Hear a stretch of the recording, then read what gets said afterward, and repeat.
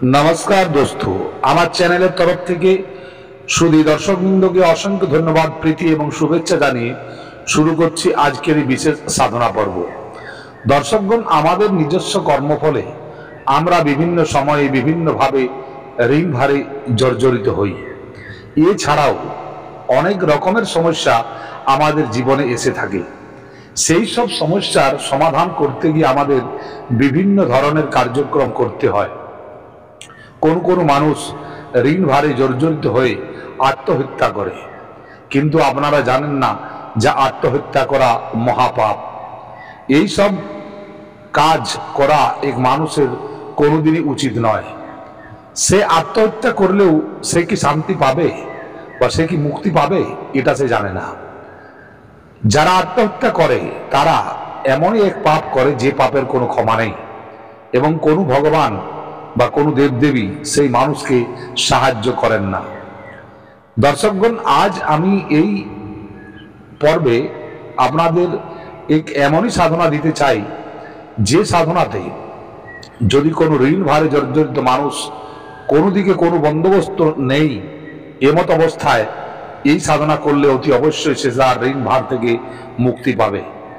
মায়ের অসীম কৃপা এবং অসীম করুণাতে সে তার দরকার মতো অর্থ যোগান পাবে এবং সে তার এক সুন্দর সরল জীবনযাপন করতে পারবে।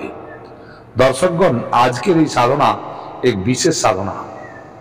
এই সাধনা আমার গুরুদেব নিজে দিয়েছিলেন এবং সেই থেকে আমি এই সাধনা যাদেরকে করিয়েছি তারা অত্যাধিক ফল লাভ করেছে এবং তারাই আজ বর্তমানে সমাজের মধ্যে বিশিষ্ট স্থান লাভ করে বসে আছে এবং সুন্দর জীবনযাপন করছে। দর্শকগণ, এই সাধনা আপনারা যে কোনো শুক্লপক্ষের বৃহস্পতিবার থেকে শুরু করতে পারেন। এই সাধনার জন্য বিশেষ কোনো জিনিসের দরকার হয় না। এই সাধনার জন্য আপনাদের একটি মা তারার ফটো, একটি কাঠের বাজট যাকে জলচৌকি বলা হয়, সাদা কাপড় 1.5 মিটার, একটি দেশি ঘিয়ের প্রদীপ কিংবা তেলের প্রদীপ, সরষের তেলের, এবং কালো হকিকের মালা একটি চাই এবং মা তারার একটি যন্ত্র চাই। এবং কালো হকিকের মালা এবং যন্ত্র এই দুটি কিন্তু প্রাণ প্রতিষ্ঠিত এবং চৈতন্যযুক্ত হতে হবে, এটা মনে রাখবেন। কারণ যদি আপনি গুরু দীক্ষায় দীক্ষিত না হন তাহলে কিন্তু মা তারার সাধনা করবেন না, কারণ এতে কোনো ফল লাভ হবে না। আপনাকে সর্বপ্রথম গুরু দীক্ষা নিতে হবে এবং এই মা তারার মন্ত্রে দীক্ষিত হতে হবে। এবং এই সাধনা করার পূর্বে যদি আপনারা ছোট দুটি সাধনা করে নেন তো অতি অবশ্যই ভালো হয়। একটি হনুমানজির সাধনা এবং একটি বটুক ভৈরবের সাধনা। আপনারা এই সাধনা 7 দিনও করতে পারেন। তারপর আপনারা মা তারার সাধনা যদি করেন অত্যাধিক ফললাভ পাবেন। দর্শকগণ, এই সাধনা যখন আপনি করবেন তখন একটা কথা মনে রাখবেন যে আপনি যেহেতু ধন সম্পত্তির জন্য বা আপনার ঋণ ভার থেকে মুক্তি পাওয়ার জন্য এই সাধনা করছেন, সেক্ষেত্রে মা তারা মহালক্ষ্মী রূপে বিরাজ করবেন। অর্থাৎ তার মধ্যে এই সংসারের সমস্ত ধন সম্পত্তি বিরাজিত। তিনিই মা লক্ষ্মী, তিনিই মা কালী। কারণ লক্ষ্মী বীজ, মা কালীর এই বীজের মূল অংশ। কারণ এই বীজ থেকেই সর্ব জগতের বা সর্ব জীবের উৎপত্তি। দর্শকগণ, মা মহালক্ষ্মী রূপে বিরাজ করেন এবং মা মহাকালী রূপেও বিরাজ করেন এবং সর্ববিনাশের মূল কারণ তিনি সেই মহাশক্তি। তাই এই শক্তির সাধনা করতে গেলে আপনাদের একটু কোমর বেঁধে নামতে হবে। দর্শকগণ, এই সাধনাটি একদম সাত্বিক সাধনা। এই সাধনার মধ্যে কোনো রকম কোনো তামসিক জিনিসের ব্যবহার করা যাবে না। কারণ এখানে আপনি মা লক্ষ্মীর সাধনা করছেন, কিন্তু সেটি মা কালীর মধ্য দিয়েই, মা তারার মধ্য দিয়েই মা লক্ষ্মীর সাধনা করছেন। দর্শকগণ, এই সাধনাটি আপনারা যে কোনো শুক্লপক্ষের বৃহস্পতিবার থেকে শুরু করতে পারেন। আপনারা গ্রহবল এবং চন্দ্রবল দেখে নেবেন, এরপর থেকে আপনারা সাধনা শুরু করতে পারেন। যেদিন আপনারা সর্বপ্রথম সাধনা শুরু করবেন সেদিন একটি কাঠের বাজটের উপর আপনারা মা তারার আপনারা দক্ষিণ দিকে পিঠ করে অর্থাৎ উত্তর দিকে মুখ করে লাগাবেন এবং আপনারা একটি সাদা কাপড় 1.5 মিটার যে কাপড়টা বলেছি ওই কাপড়টা আপনারা কাঠের বাজটের উপর আপনারা দিয়ে দেবেন, বিছিয়ে দিয়ে ওইখানে মায়ের ফটোটিকে ভালোভাবে স্থাপন করবেন এবং ফুলের মালা ইত্যাদি দিয়ে সুসজ্জিত করবেন। এরপর লাল চালের ঢেরি করবেন একটি, ওই ঢেরির উপর একটি প্লেটের উপর একটি সরষের তেলের প্রদীপ আপনারা জ্বালাবেন, যে এবং প্রদীপের মুখটি থাকবে আপনার দিকে। আপনিও দক্ষিণ দিকে মুখ করে একটি লাল আসনের উপর বসবেন। এই সাধনাতে আপনি সাদা কাপড় এবং লাল কাপড় যে কোনো একটি ব্যবহার করতে পারেন। যদি আপনি আসনে সাদা কাপড় দেন তো সাদা কাপড় আপনাকেও পরতে হবে, যদি আপনি কালো কাপড় দেন তো কালো কাপড় আপনাকেও পরতে হবে। তো দর্শকগণ, সেটা আপনার নিজের ইচ্ছা মতো করবেন বা আপনার গুরুদেব যেভাবে আপনাকে আদেশ করবেন সেইভাবেই করবেন। এরপর আপনারা সর্বপ্রথম কি করবেন, সর্বপ্রথম প্রদীপ জ্বালার পর ধূপ দীপ নৈবেদ্য ইত্যাদি সব রেখে মায়ের আরাধনা করবেন। সর্বপ্রথম গণেশের আহ্বান এবং তার পঞ্চপূজার পূজা করবেন। এরপর বটুক ভৈরবের পূজা করবেন এবং বাবা ভোলেনাথের পূজা করবেন। আপনার কুলদেবী এবং কুলদেবতার পূজা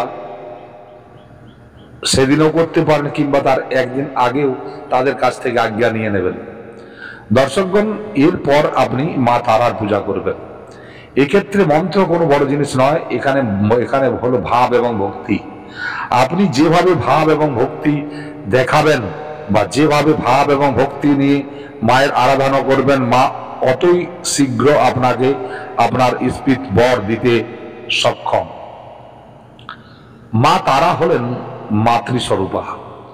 আপনি যে কোনো শক্তির সাধনা করুন না কেন, সেই শক্তির সাধনার কালে আপনি সর্বপ্রথম মা তারার দেখা পাবেন।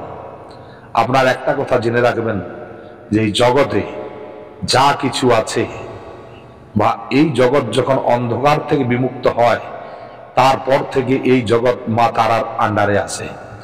অর্থাৎ সূর্য উদয় থেকে সূর্য অস্ত অবধি এই পুরা জগৎ মা তারার আন্ডারে চলে। তারই নির্দেশে বিভিন্ন কার্যক্রম অনুষ্ঠিত হয় এবং তারই অনুকম্পাতে এই সমস্ত জীব জগৎ ভোজ্য পদার্থ গ্রহণ করে। দর্শকগণ, এই সাধনাতে আপনাকে নিজস্ব ভাব এবং ভক্তি উজাড় করে দিতে হবে। আপনাকে বাচ্চা শিশুর মতো মায়ের কাছে আবেদন করতে হবে, মায়ের কাছে আপনাকে সর্বস্ব বিলিয়ে দিতে হবে। মা তারাকে আপনারা হয়তো জানেন না যে সে কতই করুণাময়ী। যে একটা মা ডাক শোনার জন্য সর্বদা কান পেতে থাকে, সেই মায়ের আর কি উপমা চাই।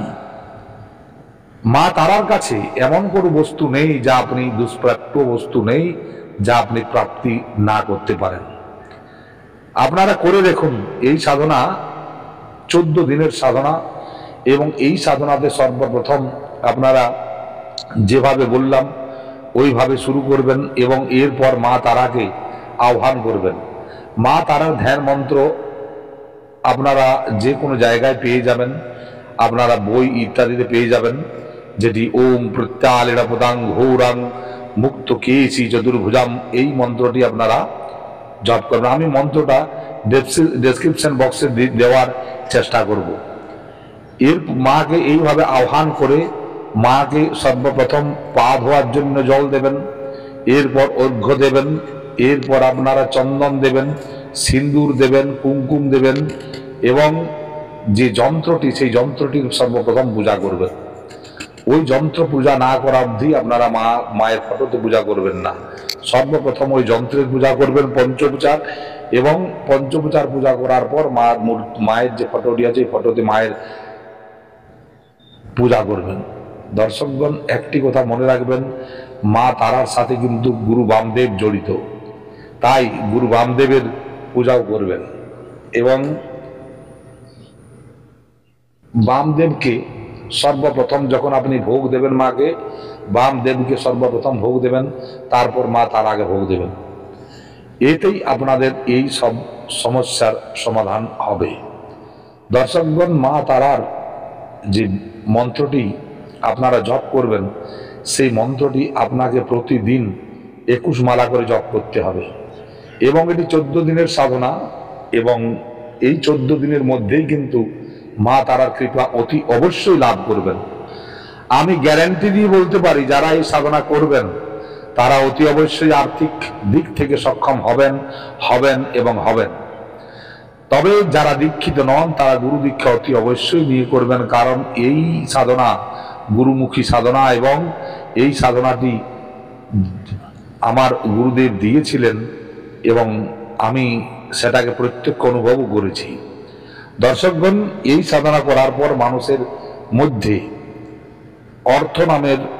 অর্থ যে তাকে বিকল করে রাখে সেই অবস্থা আর থাকবে না, কারণ মায়ের করুণা এবং কৃপা দ্বারা আপনি সব রকম দিক থেকে এবং সবভাবে আর্থিক দিক থেকে সম্পূর্ণতা লাভ করবেন। দর্শকগণ, মা তারার কৃপা অতি অবশ্যই আপনারা লাভ করবেন। আপনারা যখন মন্ত্র জপ করবেন আপনারা অনুভব করবেন, অনুভব 4 দিন থেকে 4 দিন আপনি যখন মন্ত্র জপ করবেন, 4 দিনের পরের দিন থেকে অর্থাৎ 5মা দিন থেকে আপনি অনুভব শুরু করতে পাবেন। দেখবেন মনে হবে যেন কোনো ঠান্ডা বাতাস আপনার শরীরকে পুরো ঠান্ডা করে দিল। যদিও গরমের সময় করেন সেটাও কিন্তু আপনারা অনুভব করবেন।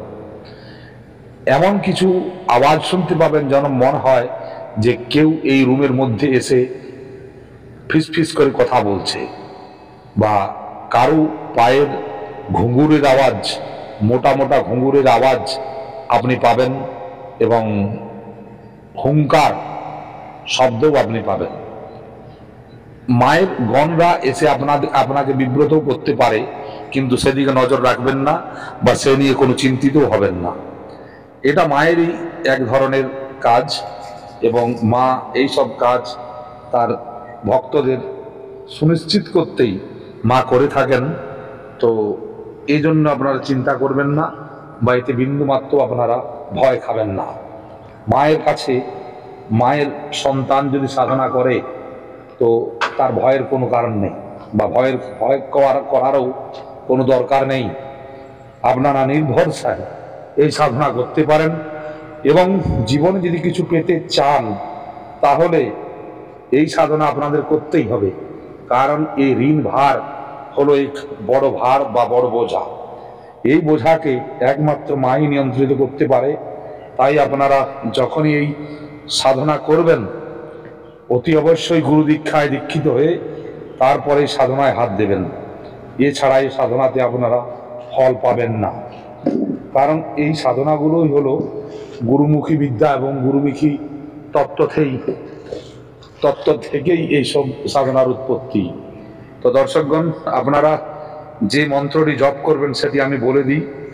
সেই মন্ত্রটি হলো হ্রিং শ্রীম ক্লিং শ্রীম তারায়ই নমঃ।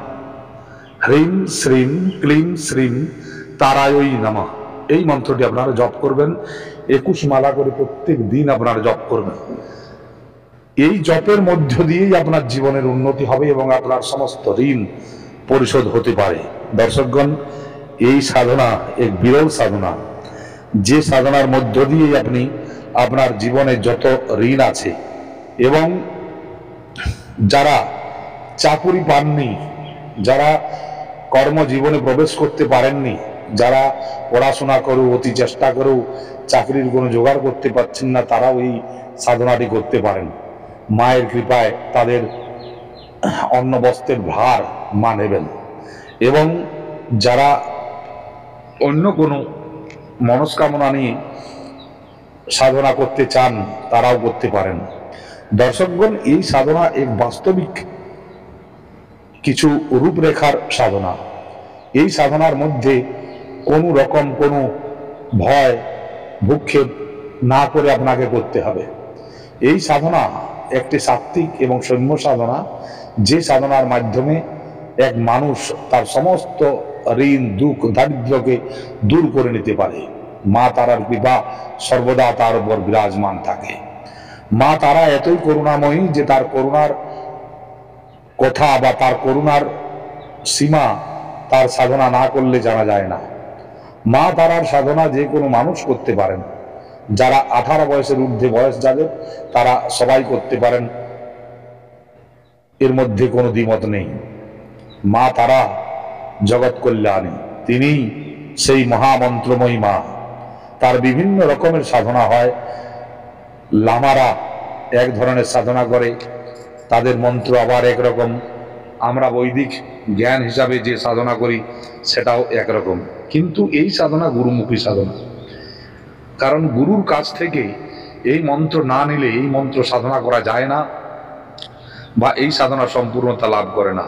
তাই দর্শকগণ, যখন এই সাধনা করবেন অতি অবশ্যই গুরুর কাছ থেকে আদেশ এবং আশীর্বাদ নিয়েই করবেন। আপনি 100% আমি বলতে পারি যে জীবনে কোথাও কোনো জায়গায় যদি আপনি কোনো লাভ না পেয়েছেন, এই সাধনায় অতি অবশ্যই লাভ পাবেন। মায়ের দর্শন যদি আপনি নাও পান, তবুও মা অলক্ষ্যে থেকে আপনাকে আশীর্বাদ করবেন এবং আপনার জীবন ধন ধান্যে ভরপুর করে দেবেন। আপনারা আপনার লক্ষ্য ঠিক রাখুন এবং ভাব এবং ভক্তি ভরে মায়ের সাধনা করুন। মাতৃ সাধনাই হলো এই জীবনের একমাত্র লক্ষ্য। যারা এই লক্ষ্য থেকে বিচ্যুত হয়, জীবনে তারা কিছুই পেতে পারে না।